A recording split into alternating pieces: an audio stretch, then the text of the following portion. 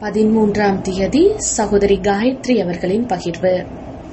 ஆத்ம உணர்வு செவிமடுத்தலே பாபாவுடன் இதயபூர்வமாக அனைத்து உறவு முறைகளையும் வைத்திருப்பதற்கான வழிமுறையாகும். நாம் திறந்த மனதுடனும் ஆர்வத்துடனும் கவனத்துடனும் பாபா கூறுவதை செவிமடுக்கும் அதேவேளை ஆழமான புனிதமான தொடர்பினையும் கண்டறியும் போதே நாங்கள் உறவு முறையில் உள்ளோம். இன்று பாபா எமது ஆசிரியராக மனிதர்களாக சிற்பிகளாக உள்ள எம்மை தெய்வீகமானவர்களாக வைரங்களாக மாற்றுவதற்காக டியூஷன் வகுப்பு எடுக்கின்றார். அவர் எமது தந்தையாக இருப்பதனால் நாம் விசேட வகுப்பிற்கான அதாவது டியூஷனுக்கான பணத்தை கொடுப்பதில்லை. பொதுவாக டியூஷன் சிறு குழுவினருக்கோ தனிநபருக்கோ கொடுக்கப்படும். அதற்கான கட்டணம் பொதுவாக உயர்வானதாக இருக்கும். எமது டியூஷன் பரமாத்மாவான பரம தந்தையால் எடுக்கப்படுகின்றது என்ற விழிப்புணர்வை மாணவர்களாகிய நாம் கொண்டிருக்க வேண்டும். அவர் எமக்கு புராதன ராஜயோகத்தை கற்பிக்கின்றார். அத்துடன் எவ்வாறு எமது புத்தியை அவருடன் மாத்திரம் தொடர்பு படுத்துவது என்ற சூட்சுமமான கலையையும் கற்பிக்கின்றார். இதுவே பிரதானமான விடயம் என அவர் எம்மை எச்சரிக்கின்றார். இதை நாம் புரியவில்லையாயின் நாம் எதனையுமே புரிந்து கொள்ளவில்லை. பாபா ஆத்மாக்களுடனேயே தான் பேசுவதாக எமக்கு நினைவூட்டுகின்றார். அதாவது நாமும் இந்த விழிப்புணர்வில் இருந்தவாறே அவரை செவிமடுக்க வேண்டும். அவ்வாறு நாம் செய்யும் போது அமைதியான பாதுகாப்பான உள்ளார்த்த மௌனத்தை நாம் அனுபவிக்கின்றோம். இந்நிலையிலேயே பாபா எமக்கு ஆழமான சூட்சுமமான சத்தியத்தையும் வெளிப்படுத்துகின்றார். இந்த பாதுகாப்பான உள்ளார்த்தமான மௌனத்தையே அவர் ஓய்வு ஸ்திதி என கூறுகின்றார். பாபாவை நாம் செவிமடுக்கின்ற முறையானது அவர் பகிர்ந்து கொள்ளும் ஞானத்தை புத்தி கிரகிக்கக்கூடிய ஒரு தொனியை உருவாக்குகின்றது.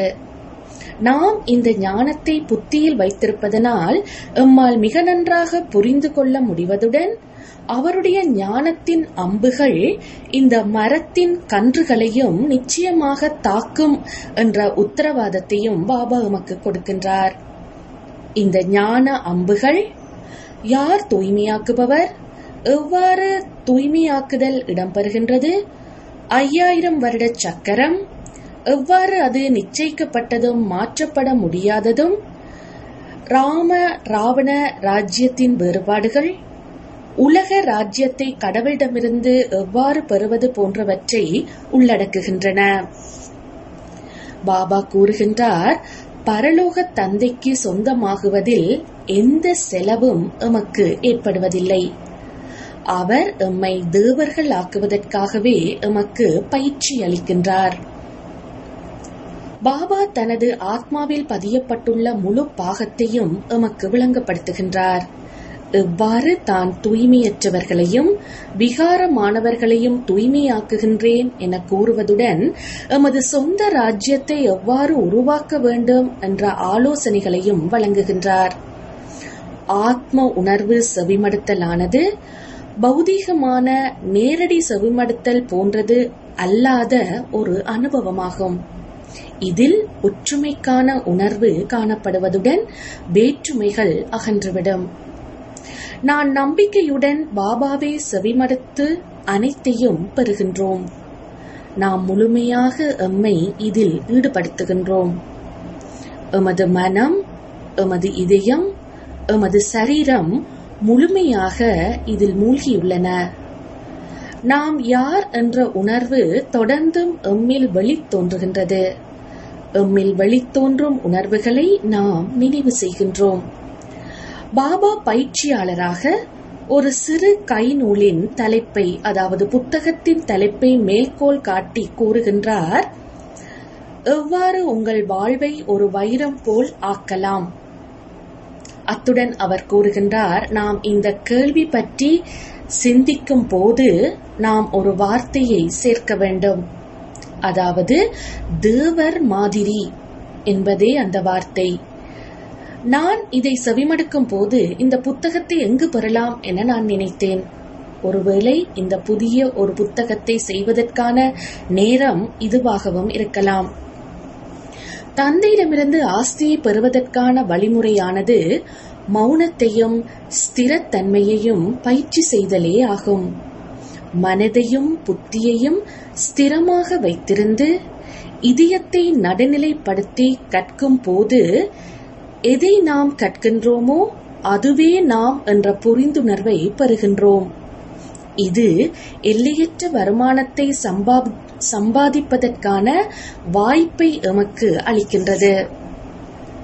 எங்களது ஆசிரியர் எம்மை ஆபிரகாம் லிங்கனின் உதாரணத்தை கூறுவதன் மூலம் தூண்டுகின்றார். அவர் மிக ஏழையாக இருந்து இரவு முழுவதும் கண் விழித்து கற்று திறமசாலியாகி இறுதியில் ஜனாதிபதியாகினார். பாபா பிரம்ம பாபாவின் உதாரணத்தையும் தந்துள்ளார். எவ்வாறு இந்த நகை வியாபாரி பிரஜாபிதா பிரம்மா ஆக முடியும் என மக்கள் பிரம்ம பாபாவிடம் கேள்வி எழுப்பினர். ஆனால் பிரம்ம பாபா உண்மையான போலியான நகைகளினது வேறுபாட்டை புரிந்திருந்தார். அத்துடன் தந்தை அவருக்கு கொடுக்கின்ற ஞான ரத்தினங்களின் பெறுமதியையும் அறிந்திருந்தார். இந்த ஒவ்வொரு அழியாத ஞான ரத்தினங்களும் 100,000கணக்கான பெறுமதி வாய்ந்தவை. இந்த ஞான ரத்தினங்களே உண்மையானவை. பாபா இந்த ஞான ரத்தினங்களால் எமது புத்தியை ஒவ்வொரு நாளும் நிரப்புகின்றார். ஆகவே எமது புத்தி இவை அனைத்தையும் கிரகிப்பதற்காகவே தொழிற்பட வேண்டும். தந்தையின் குழந்தைகளாக நாம் அவரது வழிகாட்டல்களை பின்பற்ற வேண்டும். ஆசிரியரின் மாணவர்களாக நாம் அவரது சக்தியை இனம் காண வேண்டும். அவர் கூறுகின்றார், சர்வ சக்திவானான நான் என்றென்றும் தூய்மையானவன். இப்பொழுது என்னை நினைவு செய்யுங்கள். இதுவே ராஜயோகம் என கூறப்படுகின்றது.